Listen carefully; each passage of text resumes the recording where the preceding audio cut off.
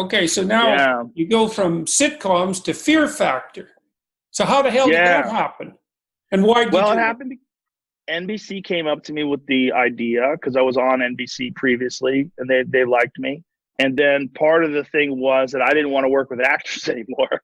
I was happy that Fear Factor was no actors, and I was like, oh, good. This is easier to do. It's just me talking to people, and since I had a background in coaching, because I had coached a lot of people at tournaments. In competition, and I taught a lot at Boston University. I taught at my own school. With Taekwondo, I was used to teaching people, and I was used to encouraging people and getting people motivated. And I knew how to get fired up for competition. I understood. So you were actually one of the rare people in the world who was actually trained to be the right host for Fear Factor. Yeah, in a lot of ways. Luckily, fortuitously, because I would, when someone was nervous and they're about to do something, I could grab them and go, look at me, you could do this. This is going to define you. If you back off right now and you get scared and you give in to your fears and your anxieties, this is going to define you. Or if you just press forward and realize you can do this and succeed, it will define you in a positive way and you'll build momentum in that direction. You can do this. And I was really good at giving people pep talks. I was really good at firing people up, and it was part of the gig that it was completely unexpected, because I thought the gig was just going to be these people do these crazy things, and I make fun of it, which is part of my job, and we all cheer, and it would all play itself out because it was a reality show. It was sort of a game show / reality show. It was like a hybrid, but somewhere along the line, especially when they became really nervous. It was very intense. And there was moments where I wanted these people to win. I wanted these people to do their best. I wanted these people to succeed, and to be able to encourage someone. Trading, man. And, that's the basis of psychotherapy. So, it's really something to get people to face their fears. I mean, you were doing it in a very idiosyncratic way. A very unique way, but imagine it was psychologically compelling very often. Got any particular stories from that time? You got a good story from Fear Factor?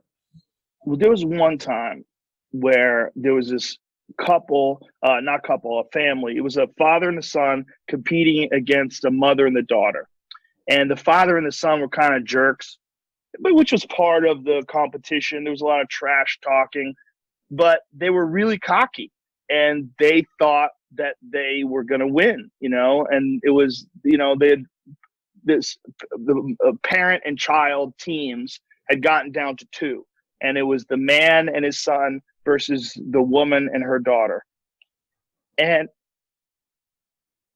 everybody thought these jerks were going to win, and we were kind of bummed out about it. But the woman and her child, they just rose to the occasion. And I mean, I remember talking to them and firing them up, but I didn't know if they could do it. What was the challenge? It was some crazy thing that they had to climb and do this thing. And I don't really remember all of it. Like, they had to gather flags. It was all for time. But the son, the kind of jerky son, the jerky dad, they kept screwing up, and they fucked up because, they'd kind of taken it for granted that they were going to win. Uh-huh. And when the pressure hit them, they knew it was all on the line. A lot of times jerks are just insecure. And when they're under pressure, when they're really faced with real pressure, like, this is the real moment. Who are you really? Fuck all that talk. Who are you really? They fall apart. And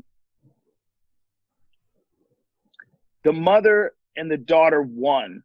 And you're talking about a hardened crew of people that had watched people eat animal dicks and jump out of helicopters for season after season, episode after episode. We did 100 and something shows, I don't even remember how many shows, like probably 140 episodes of that show. Everybody cried. The camera people, like, I'll cry now if I'm thinking about it. when the mother and the daughter won. So affecting. I mean, there's a justice component to it, right? There's a comeuppance. It was a comeuppance. It was an underdog.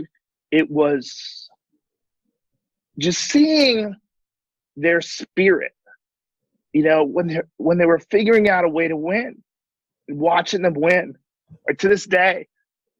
I'll tell you, one of the things that makes me really happy about this interview so far is that, like, I have a tendency to tear up in interviews, as you may have noticed, but this time it was you, so I'm quite pleased about that. It's a very touching story, though, man. You do, eh? Yeah, but particularly like that, I don't tear up for sad things. I tear up for happy things. You know, that's an interesting thing to think about too, because it's not exactly happy, right? It's because, you know, when these people come up to me and they tell me their stories, that often makes me tear up, because it's like this blast of dead, bloody seriousness with a happy ending, you know. So it's a comedy because it's a happy ending, but it's rough and affecting, and it that makes me tear up. And I think my proclivity, I've always kind of had that ever since I was a kid, but it seems to have come back. Me too. Well, you too, eh? Huh. Yeah, always. But it's always been happy things. It's never been sad things. It's very hard to get me to cry with sad things. Things I sort of just, triumph, success. Yeah. People pulling through, like post-fight interviews when I work for the UFC. When someone has like a particularly incredible performance, I have to fight off tearing up. I feel so happy for them. Isn't it strange that it's that same response to sorrow? It's the same response to sorrow and triumph. That tearing up. You know, like, what the hell's up with that? I don't understand that at all. I mean, I guess it's also kind of a sign of empathy. Yes, it is definitely a sign of empathy. But what's also odd is that with sad things, I can objectively analyze them, and I cannot get sad. I can understand that this is just life, and it is what it is. And I mean, I won't feel good, but I won't start weeping. I don't weep for like sad things the way I weep for happy things. So that's interesting. So in some sense, you've trained yourself to detach yourself from that kind of sorrow, but not to detach yourself from triumph. I can rationalize and understand sorrow. I can internalize it. I get it. I know what it is. And, you know, I just get so happy for people sometimes when things go well. Yeah. One of my guilty pleasures is I really like America's Got Talent and the BBC equivalent. What the hell's the BBC equivalent? Is it the X Factor? Something like that. Yeah. And it does the same thing to me. I'd see somebody slub themselves out there on the stage looking pretty damn dreadful in about 4 different dimensions, and then like knock it out of the park. It really, it's really something to, it's something to see. Amazing. Well, because I think as a human being, you realize how hard it is to overcome competition or these difficult moments, or these moments when you're tested. And you know there's fears and insecurities that these people have to battle, as well as the actual physical task in front of them. There's so much going on, and there's so much anticipation and nerves and anxiety involved in that to see someone triumph. I mean, I am a student of human will. I love stories of discipline and success.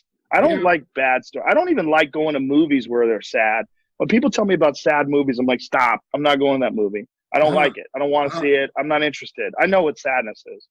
I've been sad. I get it. I'm not interested in getting that in a form of entertainment. I like success. I like seeing people triumph. I like seeing the human spirit manifest itself in spectacular ways. Yeah.